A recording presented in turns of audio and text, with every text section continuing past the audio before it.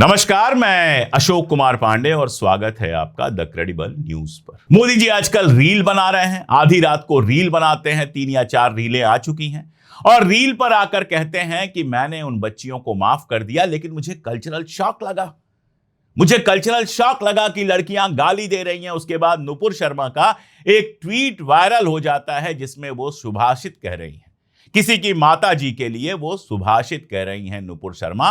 वो tweet viral हो जाता है। नुपुर शर्मा कौन है बताने की आपको जरूरत नहीं है। और ये वीडियो भी वायरल होता है जो कांवड़ियों का वीडियो है। मुजफ्फरनगर का बताया जा रहा है ये वीडियो है। इसको आप देख के समझ सकते हैं कि ये वाले जेंजी जो मोदी जी और उनकी सरकार को पसंद है, जिनको 2 मिनट की नमाज से दिक्कत होती है लेकिन इससे दिक्कत नहीं होती है, इससे भी उनको कल्चरल शॉक बिल्कुल नहीं लगता है। और मोदी जी के अपने पार्टी के लोग क्या कर रहे हैं उसको जरा सा गौर से देख लीजिए। पप्पू यादव को आप जानते हैं।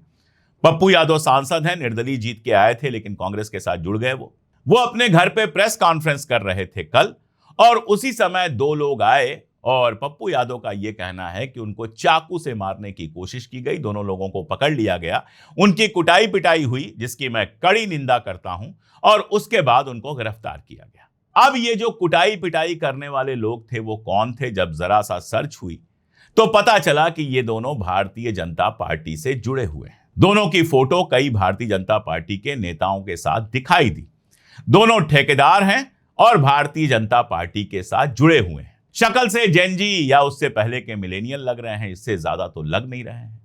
अब नरेंद्र मोदी जी को यह बताना चाहिए कि एक सांसद की प्रेस कॉन्फ्रेंस में चक्कू मारने की कोशिश करने वालों को देखकर उनको कोई कल्चरल शॉक लगा कि नहीं लगा।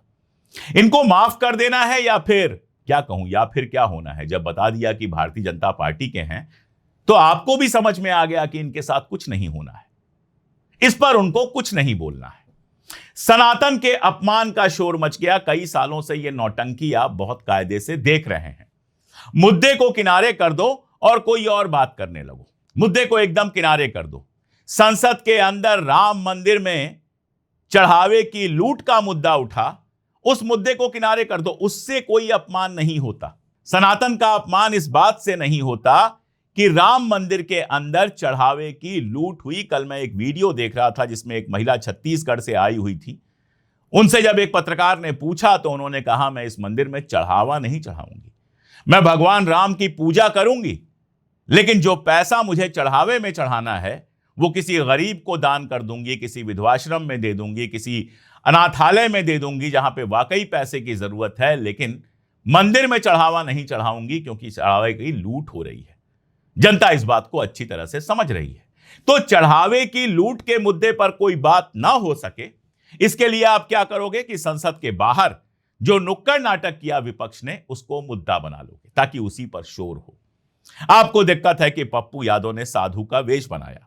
आपके सनातन की इस बात से कोई बेइज्जती नहीं होती कि साधु का वेश बनाकर बच्चियों के साथ, औरतों के साथ दुराचार अनाचार की 50 खबरें बाहर आ चुकी हैं।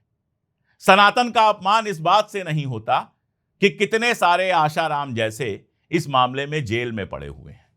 सनातन का अपमान इससे हो गया कि पप्पू यादव ने भगवा वेश धारण कर लिया और उस साधु की भूमिका निभाई जो चढ़ावे की लूट कर रहा था। मैं आपको बताऊं कि कल ही राज ठाकरे ने यह कहा है कि सिद्धिविनायक जो मंदिर है, मुंबई का प्रसिद्ध मंदिर है, सिद्धिविनायक मंदिर गणेश जी के मंदिर से हर साल 18 करोड़ की चोरी हो रही है। यह आरोप उन्होंने लगाया है। इसके अलावा देश भर में मंदिरों से लूट की खबरें आई हैं, लेकिन उससे सनातन का अपमान नहीं होता। सनातन का अपमान पप्पू यादव के ड्रेस पहनने से हो जाता है और उसको मुद्दा बना दिया जाता है ताकि राम मंदिर चढ़ावे की लूट पर कोई बात ना हो। और इतने तमाशे होते हैं कि पूछिए मत।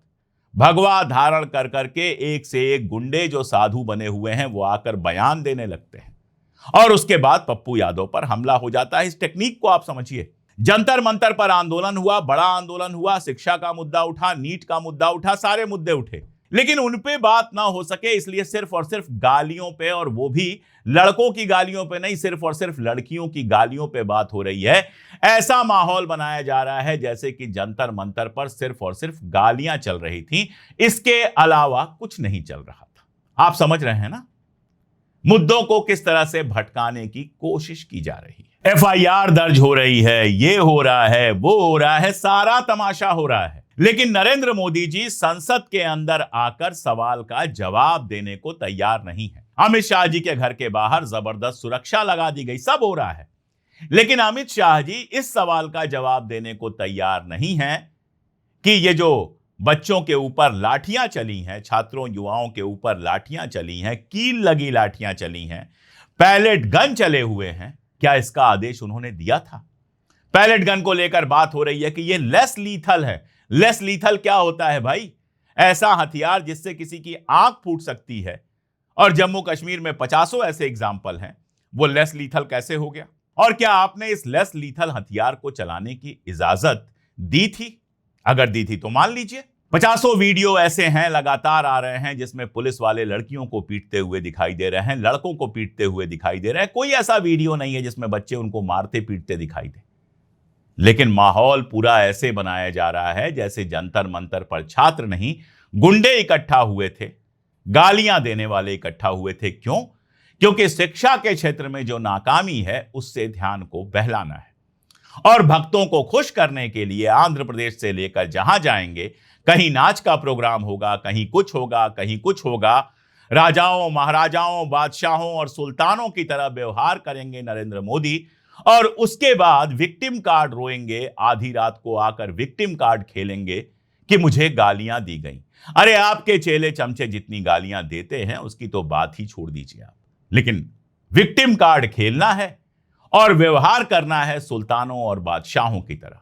आधा देश बाढ़ में डूब जाए, लोग मर जाएं, भूकंप आ जाए, पुल गिर जाए, कभी कहीं आप मोदी जी को नहीं देखेंगे, लेकिन जहां जश्न चल रहा हो वहां मोदी जी जरूर आपको दिखाई दे देंगे, चाहे वो अडानी के अंबानी के घर की शादी हो, और या फिर आंध्र प्रदेश में 13,000 बच्चियों के डांस के बीच से गुजरता हुआ उनका रथ हो। सच कहूं, यह रथ देखकर मेरा सर शर्म से झुक गया कि जिस देश में लोगों को खाने के लिए रोटी नहीं मिल रही है, बेरोजगारी इस हद पर है, जहां विदेशी मुद्रा जो निवेश है वो लगातार हमारा घटता जा रहा है, इकॉनमी खतरे में है, वहां हमारा प्रधानमंत्री बादशाहों और सुल्तानों की तरह बिहेव करता हुआ सड़क से गुजर रहा है। काश थोड़ी सेंसिटिविटी दिखाई जाती, काश उन इलाकों में जाते जहां बाढ़ आई हुई है, काश उनके लिए संवेदना प्रकट करते, काश संसद में आकर जवाब देते इन चीजों का, काश आस्था के मंदिर से चढ़ावे की लूट पर एक शब्द बोलते, लेकिन नहीं। मौनी बाबा कहा जाता था मनमोहन सिंह को, जो शान से प्रेस कॉन्फ्रेंस करते थे, और ये हमारे आदरणीय प्रधानमंत्री जिनको रील में बोलने में बड़ा मजा आता है, ऐसे भाषण देने में बड़ा मजा आता है, मणिपुर से लेकर इन सारे मुद्दों पर बरसों बरस खामोश रहते हैं, और गोदी मीडिया एक बार सवाल नहीं पूछता, तो हमें तो सवाल पूछना पड़ेगा। ये तो हमारा काम है। आप बताइए, आपको क्या लगता है ये सब? आज के लिए इतना ही, बहुत शुक्रिया।